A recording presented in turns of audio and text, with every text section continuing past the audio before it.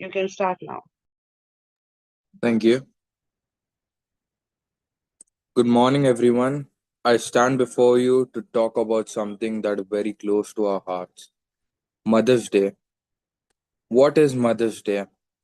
Why do we celebrate it? And what is its true significance? Mother's Day, it is not just a date on the calendar, it's a heartfelt occasion to honor the women who have shaped our lives with love, care, and endless sacrifices. Let's take a moment to understand why this day matters so much and what it truly represents. Mother's Day is more than just giving gifts or flowers. It's about recognizing the person who gave us life, who stayed up through sleepless nights, who encouraged us when we failed, and who believed in us when we didn't believe in ourselves. It's a day to pause and say, "Thank you, Mom." A mother's qualities are endless. She is a protector, a teacher, and a guide. Her love is unconditional, her strength is unmatched, and her heart is a well of compassion. She listens without judgment, supports with expecting anything in return, and forgives without hesitation. Whether she's holding our hand as we take our first steps or cheering us on as we chase our dreams, a mother is always there, silently anchoring our lives. And today, I would like to honor one such incredible woman, Hannah. To me, she is not just a mother, but a legacy of love, resilience, and grace. Her every action teaches kindness, her every word inspires strength, and her every sacrifice reflects deep, unwavering love. Let's begin with who Hannah was. In the book of First Samuel, we're introduced to Hannah, one of the two wives of a man named Elkanah, while the other wife, Peninnah, had children. Hannah had none.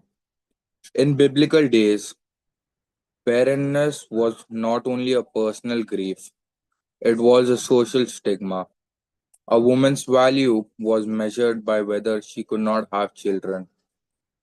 You can picture Hannah's anguish. Every day she was reminded of what she could not have. And to add insult to injury, Peninnah would taunt and tease her year after year. But Hannah never lost faith. Rather than becoming bitter, she turned to God. That's the first thing we learn from Hannah. I'm from many mothers like her. When the world pushes you down, faith lifts you up. Hannah had gone one day to the temple and poured out her heart before God. According to the Bible, she wept so bitterly that the priest Eli assumed that she was drunk. But Hannah wasn't intoxicated, she was desperate. And at this point of total vulnerability, she made a promise.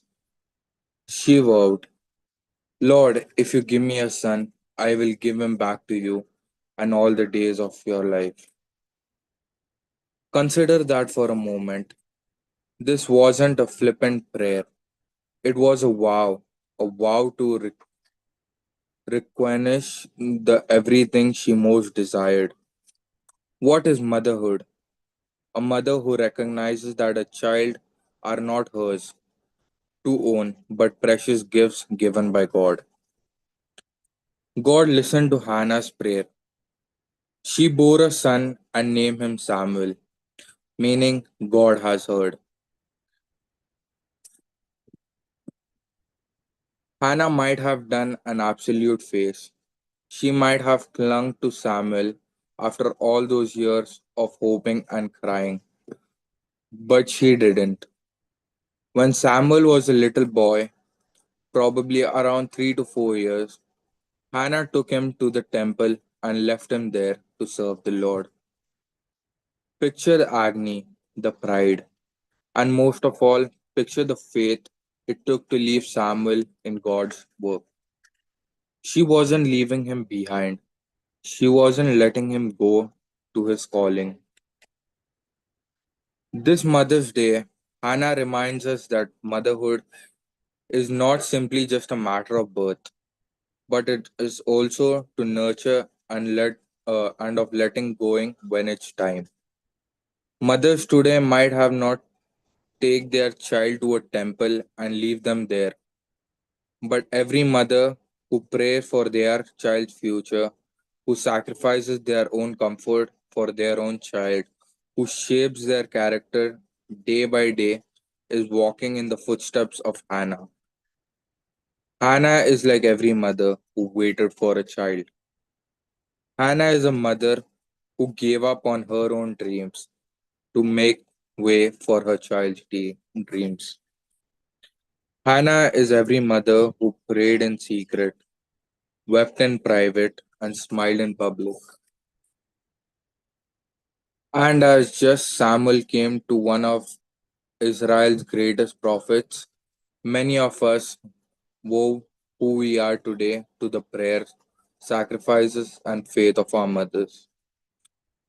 Due to Hannah's obedience and devotion, Samuel grew up in a temple, guided by Eli, and served by God to anoint kings, speak the truth of power, and lead a nation. Her impact didn't cease when she left him at the temple. It resonated throughout Samuel's life. And that is the legacy of a godly mother. Your impact extends forever beyond the doors of your house. It reaches into classrooms, offices, neighborhood, and even countries. To the mothers represent today, thank you. Like Hannah, your prayers are not in vain. Your faith is not misplaced, and your sacrifices are noticed by God, who honors quiet obedience. To the children, young and old, may serve today as a reminder to honor mother, not only with flowers or presents, but with your life. Live in a manner that demonstrates the love she has invested in you. And to those who have lost their mothers or wish to become one, recall that the God has heard Hannah's prayer, still listens today. In conclusion, and so on Mother's Day, let's not forget Hannah only as a biblical character, but an icon of every mother who stands in the gap, who plants seeds of faith, and who commits her children to God's future. Her story reminds us that mother's love is strong, a mother's prayer is answered, and a mother's faith can change generations. Happy Mother's Day to each and every mother here and everywhere. Let's try to celebrate the mothers among us, not only today, but each day. Thank you. Thank you, Ryan, for this wonderful message on a day on Mother's Day. The message that we can draw from the life of Hannah and her dedication. Thank you for presenting it. May the Lord continue to bless you, and especially in your studies and